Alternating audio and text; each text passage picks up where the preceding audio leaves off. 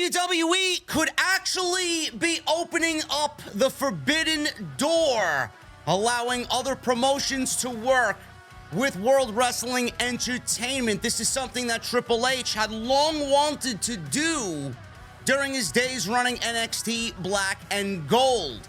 The news is WWE is sending an NXT superstar right now that is currently on the roster over to All Japan Pro Wrestling to wrestle for the Triple Crown Championship. Who will that be, and what implications will this have on the future of NXT? Also, Cody Rhodes supposedly is set to sign a multi-year mega money deal with the WWE on top of what he's currently going through right now. What is the latest, and how long does WWE have Cody Rhodes locked in for? And a major update on William Regal. He may be making his way back to WWE television. All this plus so much more on this Christmas Eve edition of OTS. And we will start with WWE sending an NXT superstar to compete for All Japan Pro Wrestling's Triple Crown Championship. All Japan Pro Wrestling has been hyping that a mystery wrestler will challenge for the Triple Crown title at New Year Giant Series 2024 on January 3rd. In a social media video, All Japan Pro Wrestling posted on Saturday, it was announced that the mystery challenger will be a wrestler from NXT. The identity of this individual was not yet revealed. The video features the All Japan Pro Wrestling president speaking on the phone with someone from WWE, and he says that All Japan Pro Wrestling wants a strong wrestler from NXT to challenge for the Triple Crown.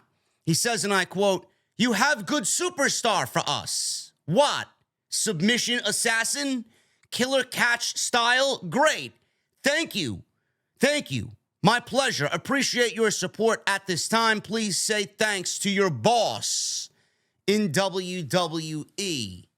The Triple Crown Championship is currently held by Nakajima, and he will be defending that title against this unnamed superstar from NXT.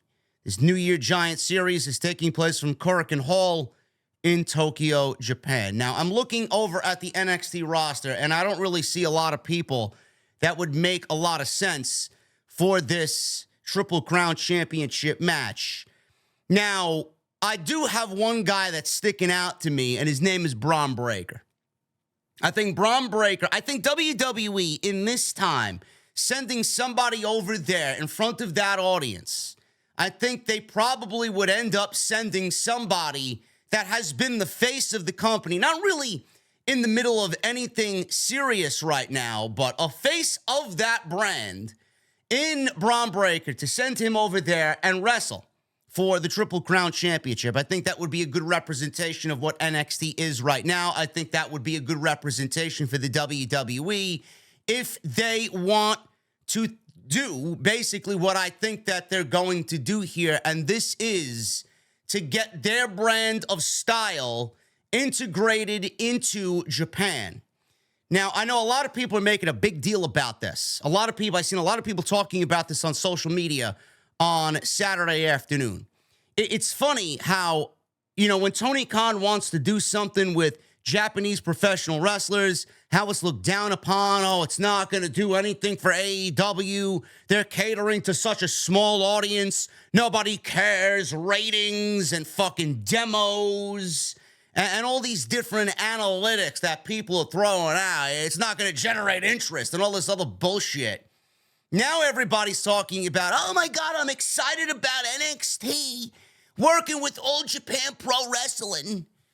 Half of these fucking people don't even know. I don't even know fucking All Japan. I don't care to know All Japan Pro Wrestling. I'll be upfront and honest with you. I don't give a shit about All Japan Pro Wrestling, and neither do you. You're not excited about this, and nobody gives a shit. So stop pretending on social media just for the sake of showing everybody how excited you are, and the hypocrisy is definitely real on social media. The thing that matters most here with this is that this goes back to the old plan that Triple H wanted to do when he was in charge of NXT during the black and gold days that he did not get to carry out because everybody was looking at him and jealous and envious that he was making moves to take the power spot in WWE away from Vince when Vince couldn't do it anymore, and they didn't want that. There's a reason why he called it NXT TakeOver, because NXT is taking over. And now NXT might not be the same as it was then, but this is a different management team. NXT has been focused upon and has been given priority over the last 2 years. They're taking it very seriously. Is it my cup of coffee? No, it's not. I still think I don't even want to get into it. You guys know how I feel about NXT. It's not where it needs to be. In my eyes, I think it's just, it's not my it's not my show. It's not. At the end of the day, they're always going to go back to what Triple H wanted to do, and that is global takeover. WWE wanted performance centers, and I don't know if NXT Europe is still in the pipeline. From what I read recently, it still is. Nobody knows when it's set to debut. WWE axed NXT UK, but NXT Europe is going to be a thing supposedly in 2024. WWE wants to open up performance centers in Europe. They want to open up performance centers in Mexico. They want to open up performance centers in India. They want to open up performance centers in Japan. What I believe this is going to do is open the door for WWE to step foot into Japan, get their feet wet, see how that audience resonates with some of their wrestlers here, and then WWE will blow that door wide open when they see that it's working, and then get their grapple hold on Japan. And they want to open up performance centers in all these major countries so that when they go out and scout talent, they'll put people in charge of these specific territories, grab talent that is wanting to learn pro wrestling, bring them into the performance center, mold them the way that WWE wants them to be molded so that when they bring them over here, they are all ready to go, instead of taking somebody from Japan that has no TV experience, no time in front of the camera, no live audience experience like it is here in the States. WWE is going to get them ready, especially for what they got to do in the ring. That's exactly what the global takeover is all about. So Triple H, the old plan that he had in place is now clearly being carried out here. Now, I say that it might not end up being that, to be quite honest with you. I just may be talking out of my asshole. But that was the original plan in the beginning, and there's no reason not to believe that's not the plan right now going into 2024. WWE wants a global takeover, and that's what they're going to do. This could end up being nothing. This could end up being All Japan X WWE for a favor. We want so-and-so over here, and we want to make this show into a big deal for us. Can we grab one of you guys and have it be a one-time thing, and then goodbye? We'll call you next time we want to do something. It could be that as well. We don't know what the fuck this is going to mean. We don't know if this is a one-time thing or a long-time partnership or what I just detailed with NXT Japan. We don't know what is going to come out of this. But some people are excited about it. Some people know exactly what All Japan is. Then you got some of the people on social media that don't know but are showing some type of excitement anyway, and it's just fake. Like, come on. WWE's doing this over here now, but when Tony Khan wants to do something and work with somebody over there, it's a problem. But now it's looked good upon because Shawn Michaels and Triple H are trying to do something. Social media is cancer, man. I don't really care for what people have to say over there. I just find it to be very, very funny when I see shit like that floating around on a Saturday afternoon. Now, Braun Breaker is one of the names that could absolutely be over there. I don't want to leave out Carmelo Hayes because he's also a great representation of the NXT brand. You know, you can send Charlie Dempsey over there, strong style, catch style. You could send Drew Gulak over there. Dijak is also a name that you guys should look out for. I think he'd fit like a glove in this spot as well. I know a lot of people would probably want to send Ilya Dragunov over there, but I don't know if they're going to send their champion right now, who's in the middle of an injury angle and is their world champion, over there to wrestle their world champion. I don't know if that would come off very well. Lexus King could be sent over there. Nathan Frazier's another name. He's absolutely tremendous. He's one of the best pro wrestlers that they got on the roster over there. WWE's got Tyler Bates, another one. He could be sent over there as well. So they do have some options, but I think Braun Breaker is basically the perfect representation of what WWE wants to send over there if they want to get their feet wet in Japan and maybe start to experiment with opening up a performance center in Japan. So we will monitor this situation as it becomes more available with information. And WWE, again, set to step foot in Japan with All Japan Pro Wrestling, sending one of their members, one of their superstars over there on January 3rd to wrestle for the Triple Crown Championship. WWE is looking to re-sign Cody Rhodes to a long-term contract. WWE's already extended Charlotte Flair. WWE's already extended Bayley. Now we're hearing news that WWE is looking to extend Cody Rhodes. Also, they extended Dominic and Rey Mysterio. Rhodes would be absolutely the top of the top, monumental signing for the WWE if they lock him down for what is being rumored 5 years with World Wrestling Entertainment. Now, Fightful is reporting this, and they have not heard about terms. I would assume it's 5 years. But everybody we've spoken to, says Fightful, in the industry expects Cody to get a sizable raise whenever this deal does occur. Fightful's told that the contract extension is specifically a priority of TKO, and those that we spoke to were confident a deal would get done eventually. Cody was also getting a new bus. He got a new bus, in fact, around Thanksgiving, which led to some in the company thinking he got a new deal already. However, Fightful was told it has not yet been finalized. They actually updated their original report, saying that they reported on Friday that WWE was looking to imminently sign Cody Rhodes. This weekend, Wrestling Observer reported that a deal was signed in October, but sources close to Cody himself claim there's no deal signed and that there was some confusion on that front. Their claim is that the approach and initial offer from WWE was made in October, but no deal was signed at that point. One is expected to be signed and an agreement is in place, Fightful is told. I mean, listen, I know this is news, but it's not really news. Cody's not going anywhere. Don't know why anybody would think Cody's leaving WWE in the midst of him finishing his story. He's going to be in the main event of WrestleMania. He's rumored to win the Royal Rumble for a second year in a row and re-signing with the WWE.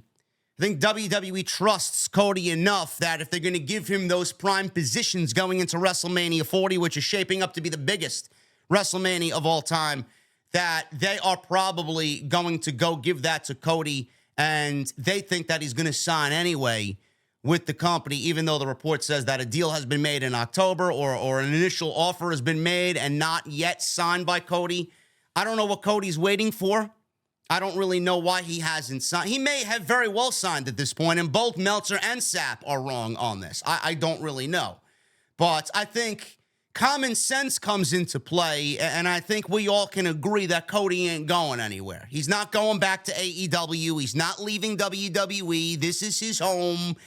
John Cena has been so unbelievably difficult to replace in the WWE since he went away. We are grateful that he's still around when he is around. We're grateful when he wants to come back and work, but he's not there as often as he was. We were giving John Cena for 3 months this year. I mean, that was unheard of. And that only happened because there was a Hollywood strike and he needed something to do in the meantime while they got that situation taken care of. WWE has not been able to replace John Cena at all. Cody Rhodes is the guy that's going to replace John Cena. He is their new John Cena. He is the guy, the face, the bread and butter of WWE. He is the man that they're going to rest everything upon. Cody Rhodes. He's going to be paid, and signing a contract like this, if he does sign the contract, only ups his chances of beating Roman and winning the World Heavyweight Championship. So he's not going anywhere. I think people assume he's going to win the championship anyway. He signs the contract that's only going to up his chances of becoming the man at WrestleMania 40. But he is their next John Cena. There is nobody else. So Cody is staying with the WWE. I would guarantee it's a 5-year deal. Mega money for Cody Rhodes with his new WWE contract. And finally, guys, backstage news on William Regal's WWE status. We could see Regal back on WWE television. It's been nearly a year since William Regal returned to WWE on January 4th in a vice president position. He's basically the right-hand man of Triple H. This was after his AEW departure, after asking AEW President Tony Khan to be let out of his contract early. Regal wanted to make a return to WWE so he could work with Triple H again and to be in NXT with his son, who wrestles as Charlie Dempsey on NXT. Once back in WWE, he was back on the road where he worked as the Vice President of Global Talent Development. He helps the wrestlers with their matches, taking notes and going over the matches with them to improve their in-ring actions. Regal has been Triple H's right-hand man in NXT and now on the main roster, which is why Triple H wanted to bring back Regal, for whom he has a ton of respect, who helped build NXT once taking over main roster creative. In the latest edition of the Wrestling Observer newsletter, Dave Meltzer reported that Regal's non-compete regarding TV appearances is nearly up, meaning he could start appearing on television. Meltzer speculated that since WWE has Adam Pearce and Nick Aldis as the general managers of Raw and SmackDown, Regal could make cameos from time to time, and it looks like Regal will primarily remain in his behind-the-scenes role. I documented that Nick Aldis is now the GM of SmackDown, and Randy Orton doesn't have a clear path to WrestleMania. It looks like we might get AJ Styles versus Roman Reigns at the Royal Rumble. We could very well get all 4 of those guys in a fatal 4-way at the Royal Rumble. We'll see how that plays out in 2 weeks on SmackDown. I would assume AJ gets Roman at the Rumble, Randy Orton gets Roman at the Elimination Chamber, and then Cody gets Roman at WrestleMania 40. But what are we going to do with Randy Orton at WrestleMania? He doesn't really have a clear path if he's going to end up losing to Roman in Australia. Randy versus AJ could be a possibility. Some people are saying Randy versus Solo Sikoa. That doesn't make any sense, and that doesn't even feel like a WrestleMania match to me. Nick Aldis has been teasing some dissension there. Randy Orton's been a little, I don't want to say upset, but he's been a little confused by some of the things that Nick Aldis has said and some of the actions that Nick Aldis has taken. He promised Randy Orton the bloodline. He could have very well given Randy Orton Roman Reigns at the Royal Rumble, but instead he's putting Randy Orton in a triple threat match with AJ Styles and LA Knight 2 weeks from now on SmackDown to see who wrestles Roman at the Royal Rumble. I could take that as a lie from Nick Aldis to Randy Orton. Randy Orton already RKO'd Nick Aldis and was fined $50,000. Randy Orton gave Nick Aldis $100,000 and told him to keep it because he's got another one coming. Seemingly looks like and feels like WWE could be building Nick Aldis to shed the suit and get on TV as an on-air performer in the ring and have Randy Orton beat his WrestleMania match. I think that's the great way to go about it.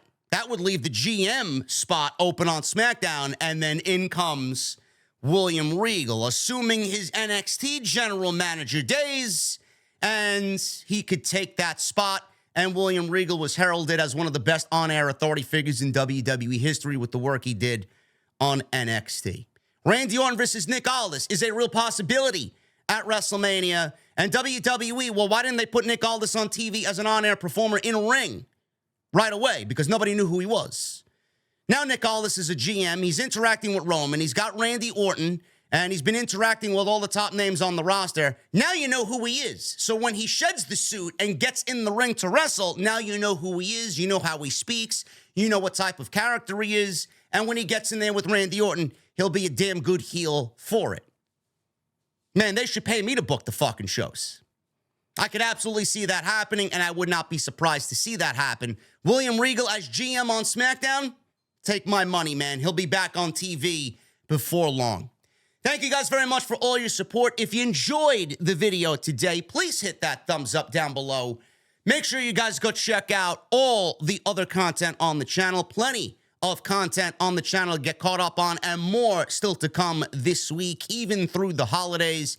Hit that subscribe button down below, turn on the bell for notifications, and please make sure you guys leave a comment down below and let me know what you guys are thinking about all the top stories right here on OTS this Christmas Eve. Guys, I'll be back tomorrow with more news. We got some major terminations within AEW. Vice presidents fired from AEW as Tony Khan seemingly feels like he may be hitting the reset button within the new year. All this plus so much more tomorrow right back here on OTS. Enjoy your Christmas Eves, guys, and I'll see you tomorrow right back here with more on Off the Script.